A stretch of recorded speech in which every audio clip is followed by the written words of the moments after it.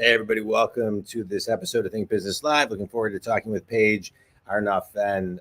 Paige, it's great to connect with you. I'm looking forward to our talk. You're the CEO of global marketing and branding firm Mavens Moguls, based in Cambridge, Massachusetts. Your clients include Microsoft, Virgin, the New York Times company, Colgate, startups, nonprofits. You graduated from Stanford and you went to Harvard Business School. And I I love the conversation already. Paige, I love talking about marketing. And one of the things and thanks so much for being on the show. I appreciate it.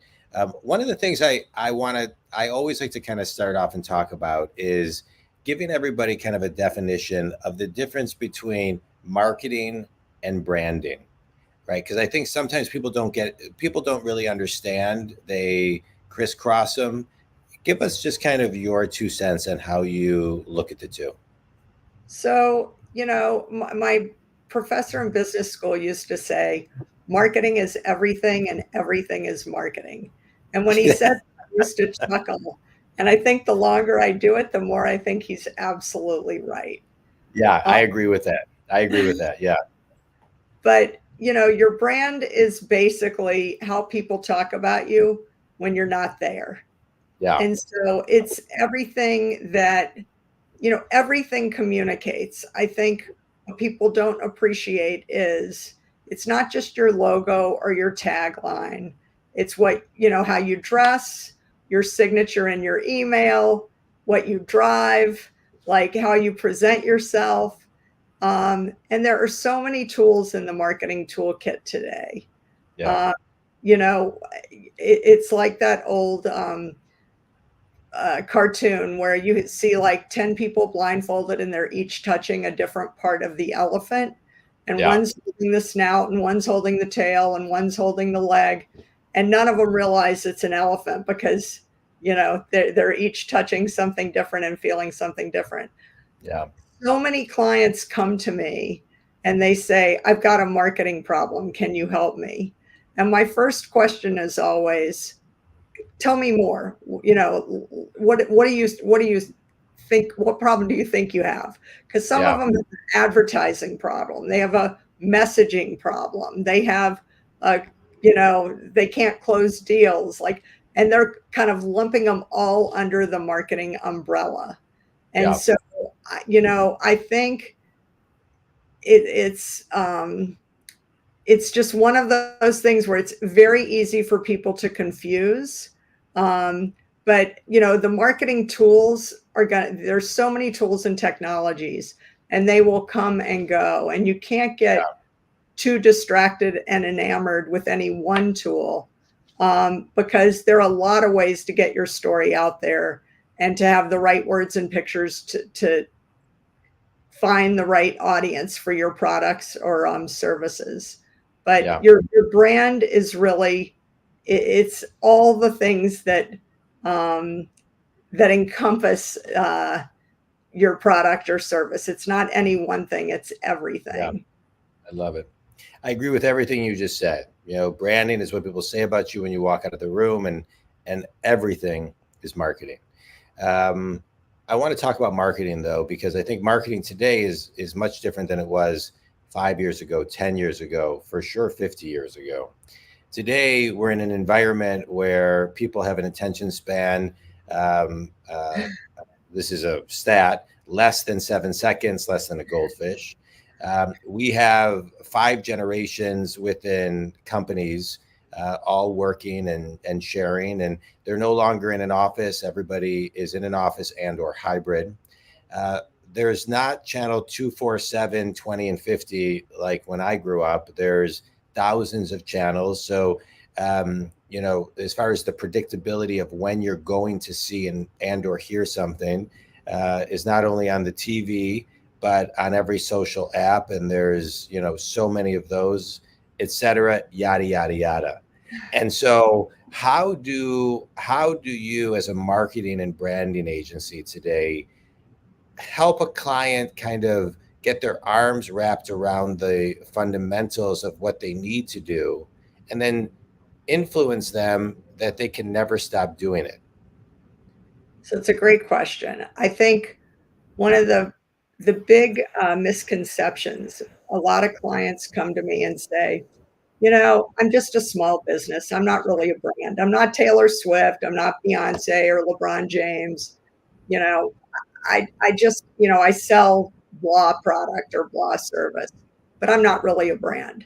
And I couldn't disagree more. I think today, as you said, the world has changed so much in such little time. When you and I were kids, yeah, there were three main networks. The TVs shut off at night.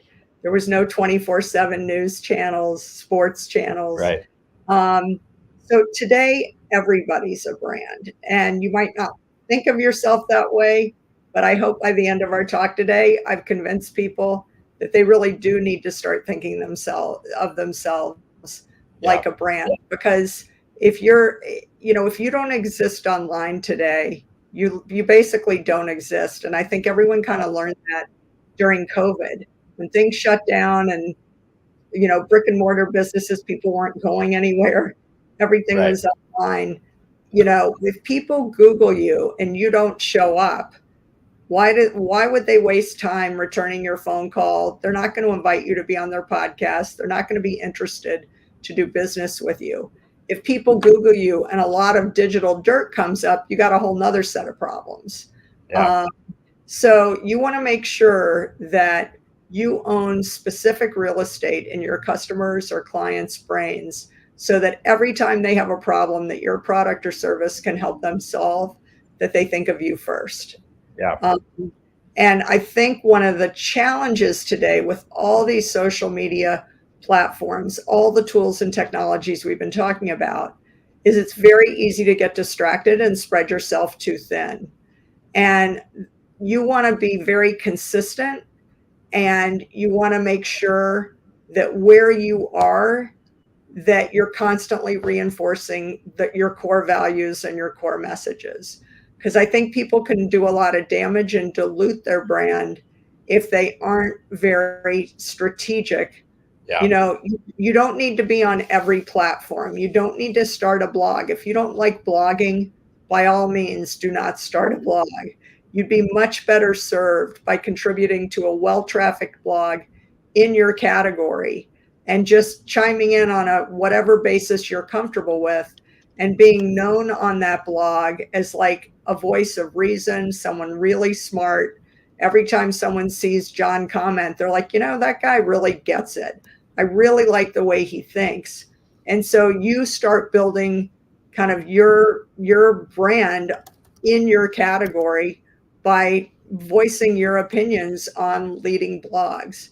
But again, if you don't like Facebook, if you don't like X, if that's not really authentic to you, do not set up accounts. Do not go there. I mean, for a professional service business like mine, LinkedIn is where the action is. So I'm very active on LinkedIn, and I'm invisible on the other platforms because that's not where my clients are looking for me. Yeah. So a couple of things. Thank you for that, and I love everything that you're sharing. I want to talk about. I have a comment about. I agree. I couldn't agree with you more. Everybody is a brand, and I think a lot of times people don't think of themselves not only as a brand, Paige, but also as a product, and the productization of things. I'm a business coach. I work with solopreneurs to Fortune companies, everything in between.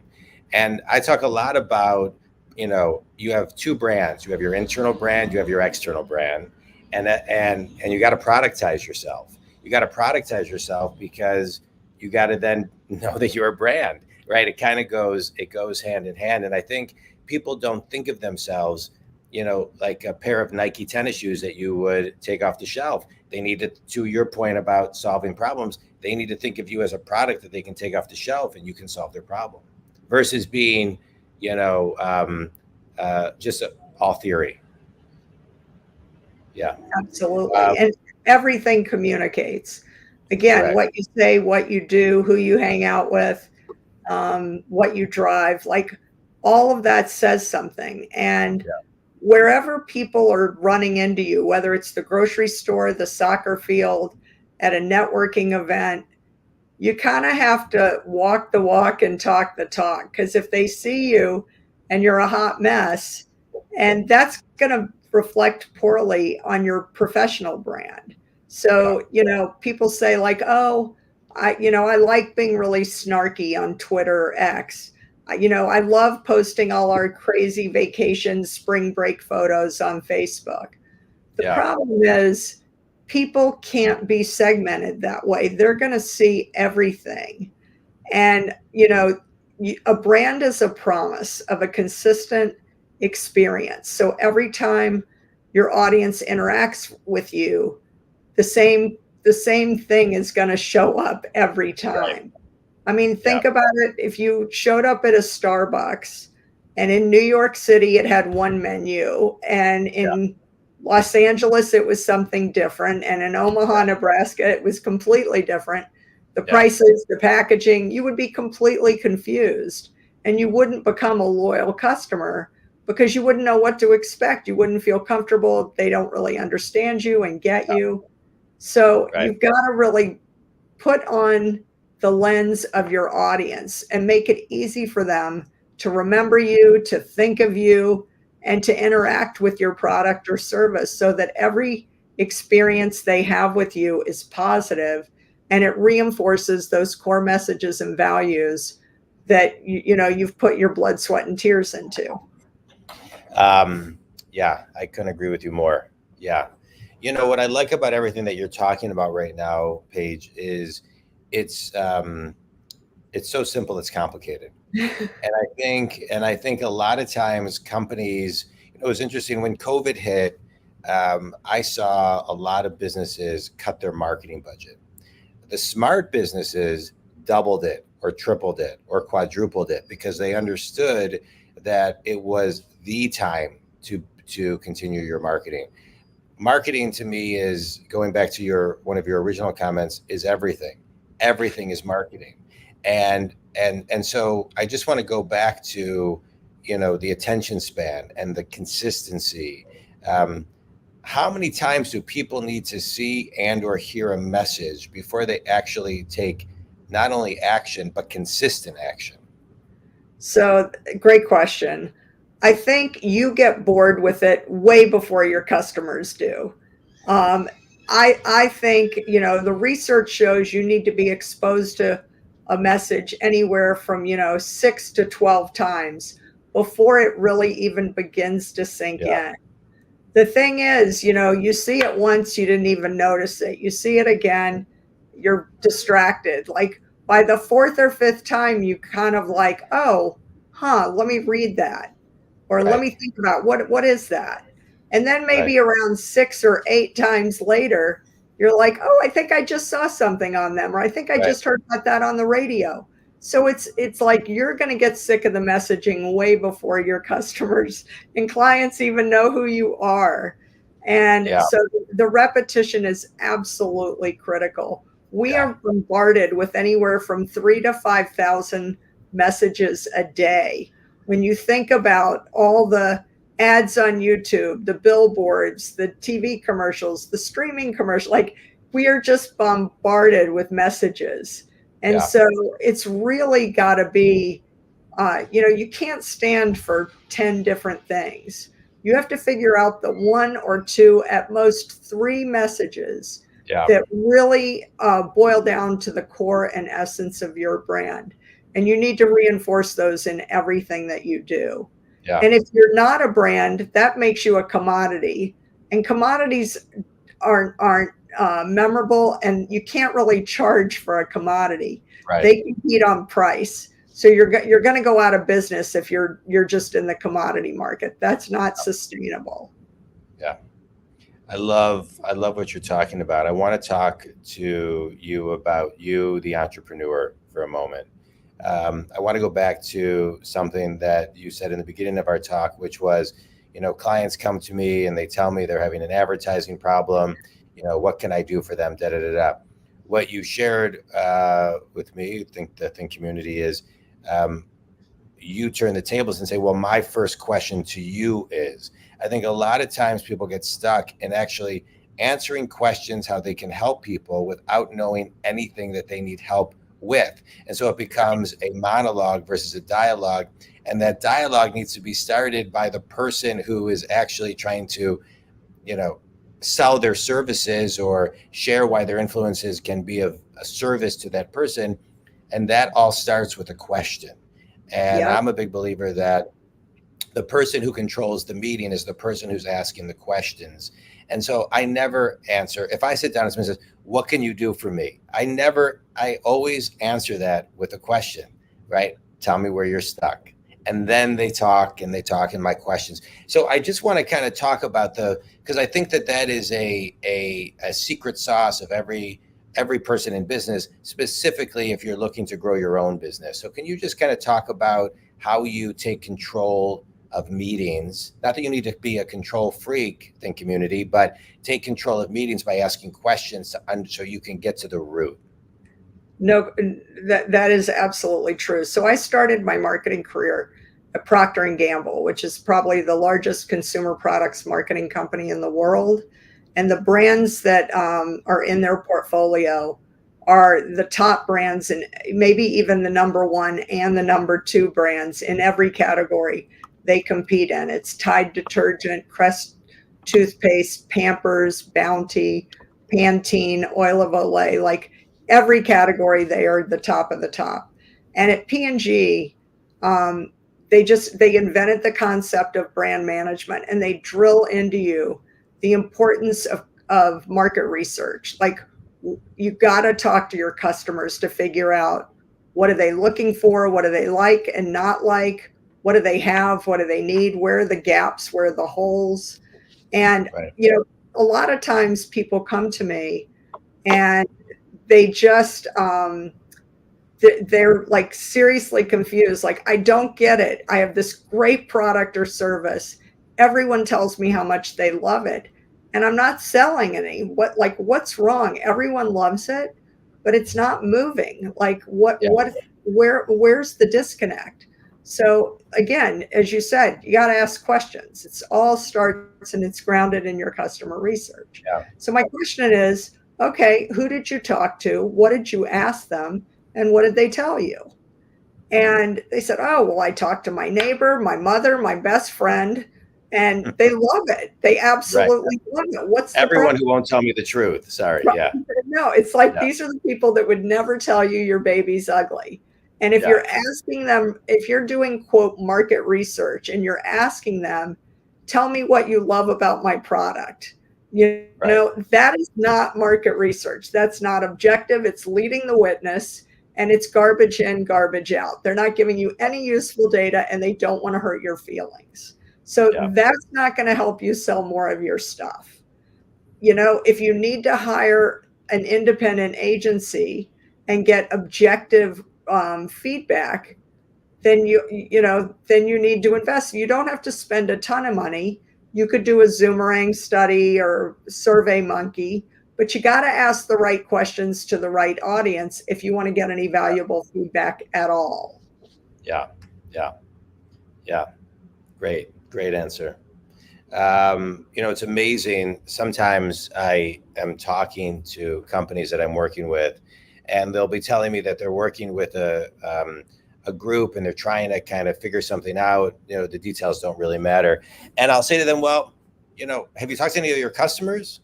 Has the owner of the business just picked up the phone, or head of marketing or head of sales? Have you talked to customers and, maybe reached out to, 10 or 20 or 30? Like, oh, we really didn't think of that. We didn't think of that.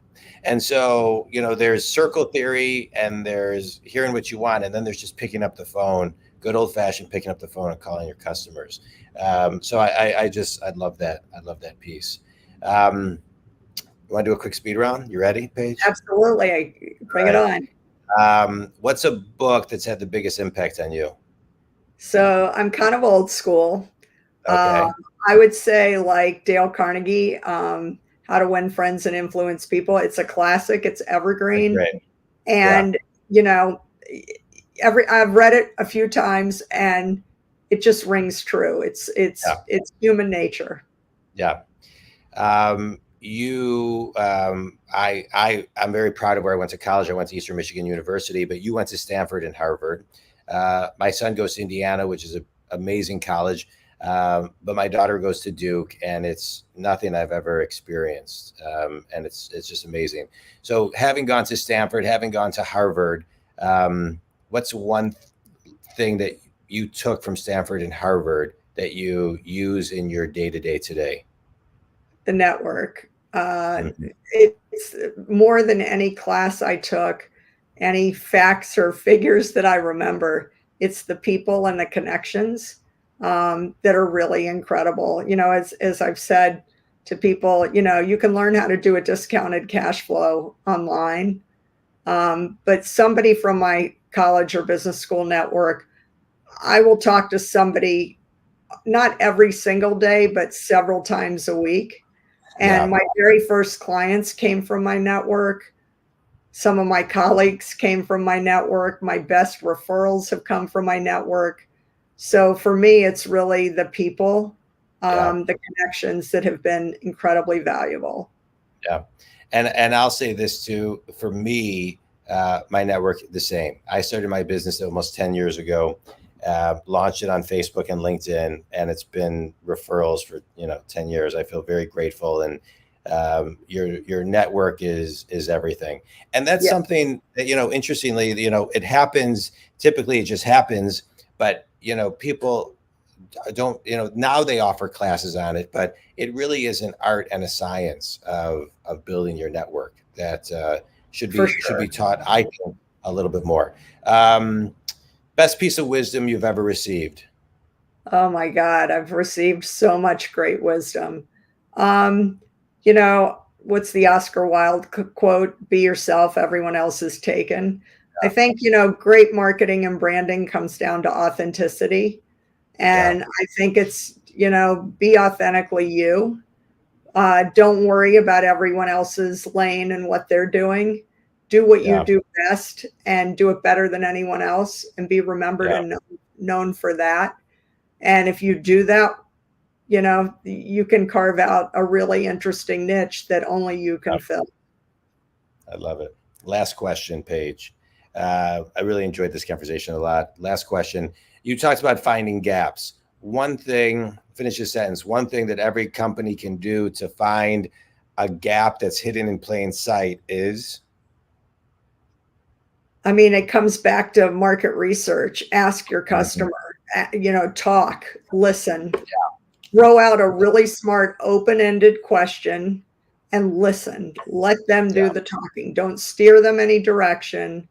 When you do your homework and you know what the competitive landscape looks like, you can yeah, find those gaps and holes if you listen. I'm a big fan of going on listening tours. yeah, Politicians do it all the time. You can take people out to lunch or coffee. You can do it on Zoom. Just ask smart questions and yeah, don't have a dog in the race. Don't try and steer them to a certain outcome. Listen more than you yeah, talk. And I think when you do that, you will find those nuggets. You'll find the gold.